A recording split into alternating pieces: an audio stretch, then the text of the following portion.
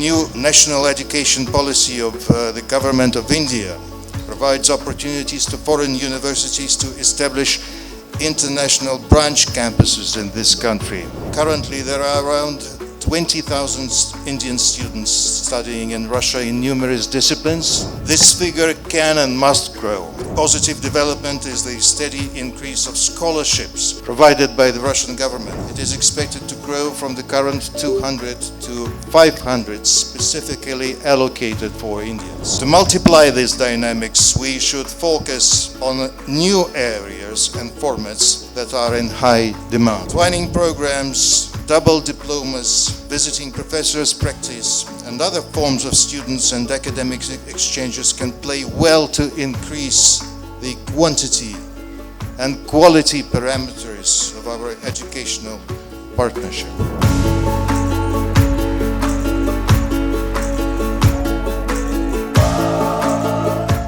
Dear friends, let me extend cordial greetings to all of you at the first Russia-India Education Summit. Education has always been a vibrant area of our bilateral cooperation, but this particular one is a landmark event, the first of its kind, meant for expansion of the regular dialogue between the governments of the two countries and education and research institutions and all interested stakeholders to identify and take forward technological, educational, business, and industry applied projects of mutual interest.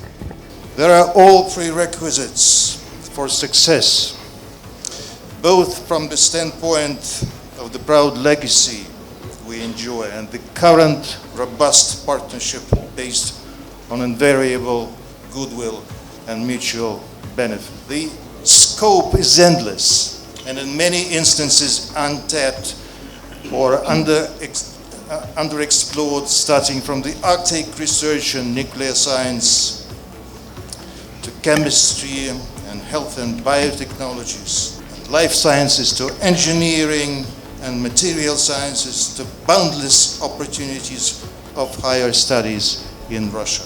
Featured in the 3 days program are the roundtables on employment opportunities for Indian graduates from Russian universities and the role of corporate sector as a dedicated contractor of students providing guaranteed employment for them after graduation. There will be a panel discussion on education and research under the BRICS umbrella and a presentation of the youth scientific startups.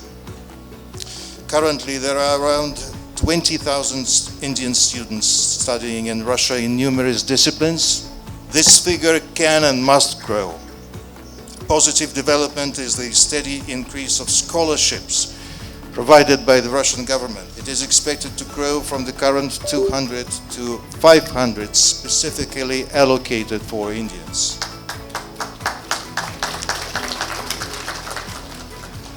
It is important to note the highest standards of the Russian education, even though many of our universities don't feature in various rating lists of Western origin. Unfortunately, this is a pure geopolitics and bias at play here that objectively doesn't reflect the actual high level of training we provide. Besides, the studies in Russia come many-fold cheaper than the similar ones in reputed establishments in the US and Western Europe. There is huge scope for expansion and diversification of scholars' exchange and joint research projects. Over the recent years, we've witnessed an increasing number of initiatives and the establishment of direct contacts between the Russian and Indian universities. In 2023 alone, MOUs and agreements and cooperation were signed between the Moscow Institute of International Relations and JNU and Amity University and Dr. Ambedkar University, between Novgorod University and the University of Kerala and Kerala Institute of Medical Sciences, between Moscow State Linguistic University and the Indian Institute of Social Welfare and Business Management in Kolkata.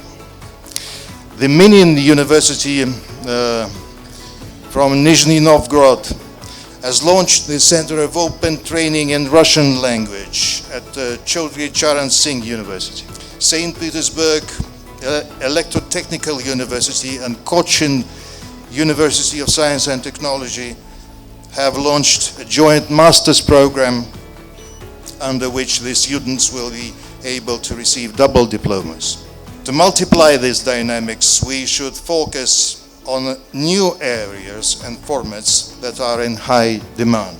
Twinning programs, double diplomas, visiting professors' practice, and other forms of students and academic exchanges can play well to increase the quantity and quality parameters of our educational partnership. Needless to say, active promotion and advertisement campaigns are critically important, especially on the highly competitive Indian market. Here I address the Russian participants particularly. The profound participation in numerous education fairs should expand dramatically. The new national education policy of the government of India provides opportunities to foreign universities to establish international branch campuses in this country. This initiative is a promising way to activate the joint work in India and strengthen bilateral cooperation in the personnel training, common educational programs, and scientific research.